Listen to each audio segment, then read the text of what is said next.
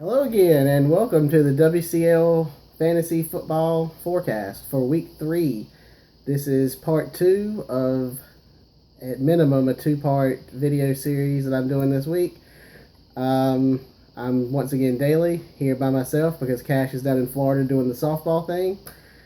And this is the portion where I'll be previewing the Week 3 games and picking against the spreads provided by CBS. I'm using the spreads that were up there yesterday. Any lineup changes that have been made in the last 24 hours will not be accounted for, and which may interfere with whoever they choose to start on Sunday. But I'm doing the best I can here. First thing I'm going to do before that is last week Cash and I picked a player at each position that we thought was going to be the top player. This week I'm going to expand upon that a little bit, and since Cash isn't here, I asked Micah Hendricks, the owner of Feeling Lucky, to send me his top plays for the week.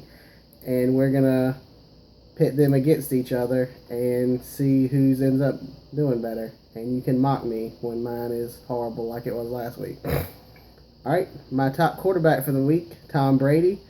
They're up against the Jaguars. He's on fire. They don't mind running up the score, so there's no danger of him leaving the game. I'm going to ride the hot hand or ride the wave, whatever you want to say, and I'm going with Tom Brady. Micah's choosing Cam Newton. Cam is up against the Saints, who since the beginning of last year have allowed the fourth most fantasy points to quarterbacks, including 5 rushing touchdowns, and they have not looked good so far this year, so that's a pretty safe pick from him. We both have Le'Veon Bell. He's fresh off his suspension, coming back. He is going up against the St. Louis Rams, who just let the Redskins run for 185 yards last week. It's looking like a pretty premium matchup. As for wide receiver, I have Julio Jones. Julio is my default pick until further notice, and that further notice has not happened yet.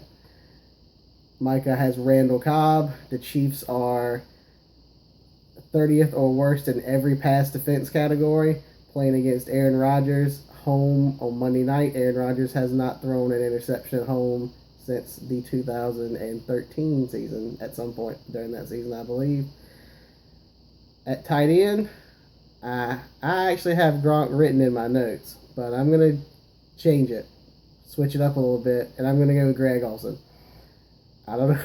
I have so much faith in Greg Olsen for some reason. I have no idea why, but I really feel like he was targeted 14 times last week, and I really feel like this week against the Saints, he's going to find the end zone at minimum once. The Saints let Daniel Fales from the Arizona Cardinals get in the end zone the other week, and they look terrible. I expect Greg Olsen to have a huge game. And as for Micah, he has Jimmy Graham. The Seahawks' first home game, Jimmy Graham isn't happy. He's not getting enough targets. They're playing against the Bears, who may be the worst team in the league. He's probably going to see his targets increase a bunch this game. And it's actually a really good pick. He might have me on that one. As for kickers, I have Matt Bryant for the Atlanta Falcons. The Dallas defense is pretty good, may limit their touchdown production, and he's automatic from anything longer than 45 to 55 yards, so the distance bonus is in effect. And Micah has Steven Gostkowski. Can't argue with that. The Patriots kicker. They seem to be the best offensive team in the league right now. As for the defense, I have the Seahawks. Jimmy Clausen is starting at quarterback for the Bears. He is not good. The Seahawks are angry. They are going to destroy the Bears, and that's why I have them. Micah has the Jets. The Jets have forced 10 turnovers in 2 games. Sam Bradford has committed 5 turnovers in 2 games. Doesn't sound like a real good recipe for the Eagles on Sunday, but we will see. And as for the game I'm going over in this video, it will be between 4ThinInches, owned by me, and Dave Brown. We are 2-0 currently against Team Drunk, owned by James Valles and Richard Pennington. Yesterday, when I made my notes for this, our team was favored by 11 points, and I will be picking my team to cover the 11. And mainly because I love at least 3 different matchups that we have. We have Cam Newton this week. I already went over Cam when I went over Micah's pick as him as the top quarterback this week. So there's no need to go over that again. I also always love Julio. I also have Brandon Marshall. I expect huge things from Brandon Marshall, mainly because the Eagles signed Byron Maxwell in the offseason. So far this year, against Byron Maxwell, teams have accumulated 14 catches for 253 yards and 2 touchdowns in 2 games. That's not really good. Actually, it's not good at all. It's atrocious. And I also, for us, like Emmanuel Sanders for the Denver Broncos against the Detroit Lions. The Lions were gashed by the San Diego Chargers for 400 yards in week 1. The Broncos have had extra time to get ready for this. Peyton may finally have gotten away from the Kubiak huddle up under center nonsense. They went back to no huddle a lot last week, and Emmanuel Sanders and the passing game started to pick up a little bit. So with the extra time and against a weaker opponent, they should have a lot of big things going for them. Of course, there are some things I hate about some matchups I hate for my team this week. One of which is Calvin Johnson. The other side of that game, Matthew Stafford is banged up a little bit, and Denver does not allow passing yards to wide receivers seemingly this season. They're looking really good so far. I'm not crazy about the Calvin matchup, but it's Calvin, and he still might score because he's still one of the top guys in the league. And as always with our team, if you know anything about them, we have 4 great receivers and we just put 2 running backs in basically. This week it's looking like it's going to be Melvin Gordon, who picked it up a little bit last week and averaged 5.5 yards per rush, and the Vikings gave up 160 to Carlos Hyde. So if Melvin Gordon can get a little bit more goal line work in or break one for longer than 20 or so yards, he should be fine this week. And I had C.J. Spiller in the lineup yesterday, but I changed it to Shane Vereen today. I hate the Saints this week. I don't know how healthy Drew Brees is. He says he's going to play. I have no idea what's going to happen. If he doesn't play, then I don't like anybody on that team.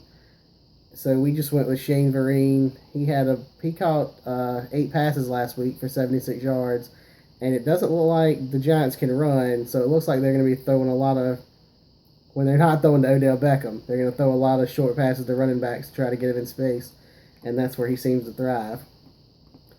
On the other side, Team Drunk, coming in at 0-2, is starting to use their first round pick on Andrew Luck. And this is the week that it's going to pay off. He was horrible for the first half of week 1 and picked it up with some garbage time stuff. Last week he was, I guess, stifled would be the correct word for against the Jets. This week they finally get to play AFC South team. They finally get some of that medicine. And Andrew Luck's probably going to turn it around and have a big game this week. I don't know if he's going to be a top 3 quarterback type of big game, but they should definitely be fine against the Titans. I also like his running back matchup with Jonathan Stewart. The Saints they've been giving up a bunch of rushing yards so far this year. And if Jonathan Stewart's healthy, it should be a decent matchup. And traditionally, he has been known to kill the Saints. I believe he averages 105 yards per game against them for his career. So I also had Shady McCoy against Miami. Miami hasn't really looked good against the run so far this year. And Buffalo, they're going to hand it to Shady. I don't love the matchup, but I don't hate it. It's an okay matchup. Macklin against Green Bay. I don't really love this either because Jamal Charles has a really great matchup against Green Bay, and supposing Andy Reid doesn't forget Jamal Charles is on the team, they should feed him the ball. But Macklin will definitely see his targets, and if he can find the end zone, he'll be a fine play. Anquan Bolden, I think we talked about this last week. He's just not somebody I would want or play in fantasy. He had a touchdown last week, but they were losing by 25 and in garbage time. You can't depend on stuff like that every week, I guess, but he's seen better days. And Team Drunk also has DeAndre Hopkins, but he is in concussion protocol this week. He may or may not play. I have no idea. I was going based on the assumption that he was in the lineup. That's why the spread was only 11. Currently, he has Dante Moncrief in the lineup, which is a fine play against the Titans, and he's paired with Andrew Luck, so it could double his points up there if they hook up. And he's kicking Josh Brown against the Redskins, which is fine. It's a kicker.